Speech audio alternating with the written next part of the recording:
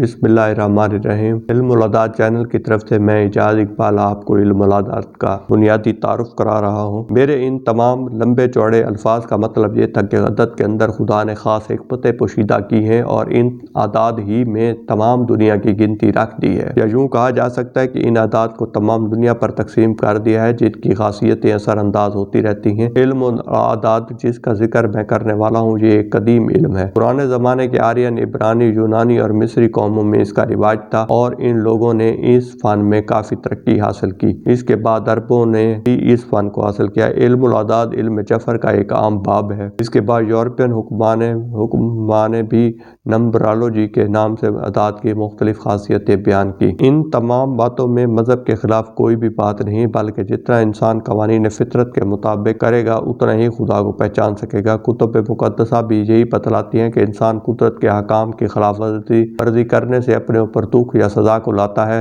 اگر ایک مزدور کارخانہ میں مشین کے چکر کو سیدھا چلانے کے بجائے الٹا چلائے گا تو کیا یہ ایسا آدمی زخمی نہیں ہوگا؟ کیا کچلا نہیں جائے گا؟ اور ایسا آدمی جہالت کی وجہ سے ایسی مصیبت کا شکار ہوتا ہے تو آپ کا حکم سزا اس پر بھی سخت ہوگا۔ حضرت موسیٰ پر جو 10 احکام نازل ہوئے تھے اس پر ایک کا ہنس علت اولت یا خالق بتلاتا ہے اور 0 ابدیت کا نشان ہے، یعنی 10 احکام خالق نے عبد کے لیے عطا کیے۔ یہ 9 سیارگان اور خلا کی انتہا کے ظاہر کرنے والے ہیں جو کہ 10 زینوں کے طرح نظام شمسی سے پرے کی حد تک لے جاتے ہیں۔ اس سے پرے کے عقل کے پر بھی جلتے ہیں۔ وہ عقل کا خالق عقل کے تخت پر جلوہ گر ہے اور تمام مخلوق کو پیدا کر رہا ہے۔ ماہرین نجوم کو یہ معلوم تھا کہ زحل کے پرے نظام شمسی میں 2 اور ستارے ہیں جو کہ انسان کی روحانی طاقتوں پر حکمران ہیں۔ اس سے ظاہر ہوتا ہے کہ تمام مذاہب اور کلی زندگی کا سچا راز قوانین قدرت پہ پایا جاتا ہے اور ان قوانین کا اطلاق ہر ایک انسان